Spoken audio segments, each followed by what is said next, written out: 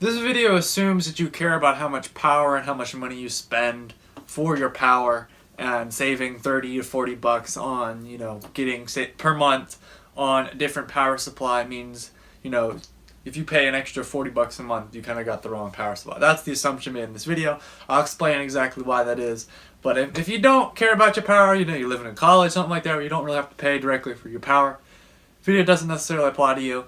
So you can continue watching, you can continue not, but that's not really what this video is for. It's more about talking about why people bought the wrong power supply if you want to save a lot of money on power. So here's the fact that this simply goes around, is that power supplies are only at peak efficiency at half load, not full load, which is something I actually was really shocked. And if you don't believe me, you can just look it up online, look at power curves, etc. Basically, power supplies are only so efficient up to a certain point. So basically, if you only use a very, very, very small amount, you aren't really efficient at all. And it kind of goes up a curve like this, and then kind of goes out. So you're looking at something that is the best power, peak efficiency, no matter if you're talking about a bronze power supply all the way up to a titanium power supply, peak efficiency is always at the center or 50% load. So that basically leads us to the next question. What is the best power supply for you, especially if you've gotten something like, for me, I've gotten a 650, I believe, which is actually perfect for what I'm doing. So I'll explain exactly why that is. So basically, we'll just think about it this way. Let's just think about what are some of the common things you do. Now, this may change slightly for different people. I spend maybe 3 hours a day, we'll just use that as a generic round number, gaming. Now, I will just use it as a general example. I, as an average person, would spend 3 hours a day gaming.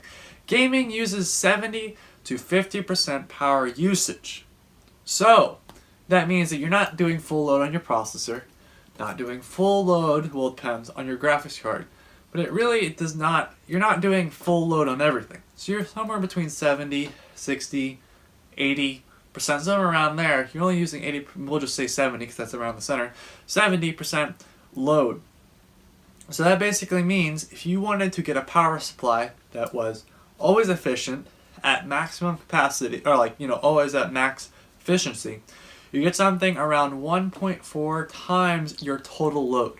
So if you were to take all the parts and you were to take them and go, add up all the power usage at max load, at maximum capacity, and you were to take 1.4% of that, you get a power supply that was pretty much dang good if you were just to do gaming.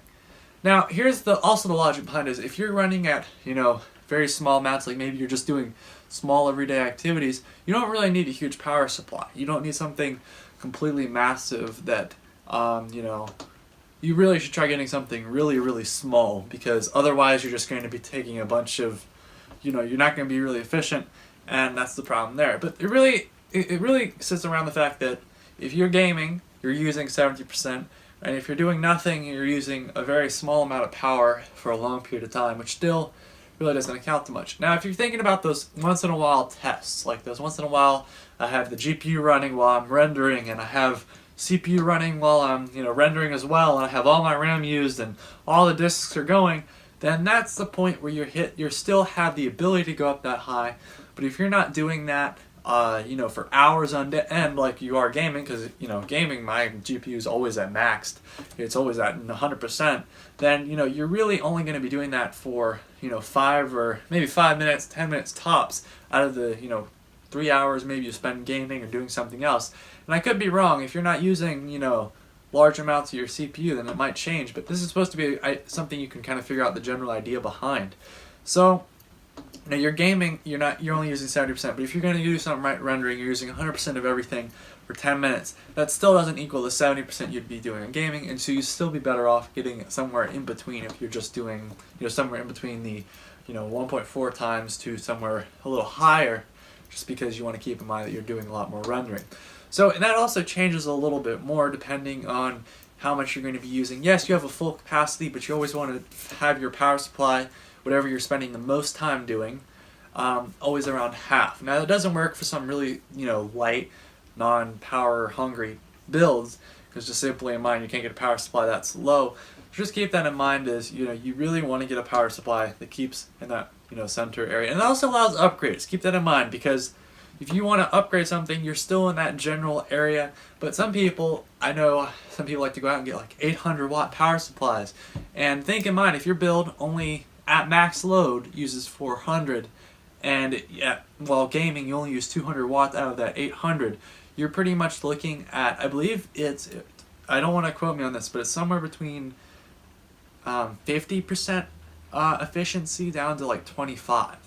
So, I mean, you're talking about a dramatic difference just because you've gotten the wrong power supply, because half load is the big key there. And so, you know, I wanted to make this video because I didn't know this, and I figured, hey, if I didn't know this, then I was doing videos about this kind of stuff, and that's kind of expected that I know what the heck I'm doing. I sure as heck don't think anybody else out there will, and I think it's kind of important to get out there because you'll be saving probably 30 to 40 bucks a month depending on your power supply. And 650 watt is probably about average, or probably the safe way to go for all the parts nowadays, give or take. You might have to go down to a 600 or something like that, but just keep that in mind. It's somewhere around there, because the 650 watt is the one of course I have, just because I have a 1080 Ti, all that stuff, just because it's a good central area. Because when I'm gaming, I'm probably using maybe 300 watts. So, I mean, I'm at that half mark. And even when I'm rendering, probably up at, I don't know, 100%. Well, say probably closer to 70%, maybe 80%. You're still, that's some odd times out. That's still like not too often. Most of the time is spent gaming, which still leaves me at 7% CPU usage and full GPU usage, which puts me dead in that middle of that 50% power consumption, or 50% load, and that 50% power or maximum peak efficiency. So as I said, if you enjoyed the video, give it a thumbs up. Sorry I was a little technical. I tried my best, and if you didn't, I'm sorry. And of course, leave down in the comments and tell me what you thought. But yeah, I was really surprised to find this out. So I hope you guys learned something.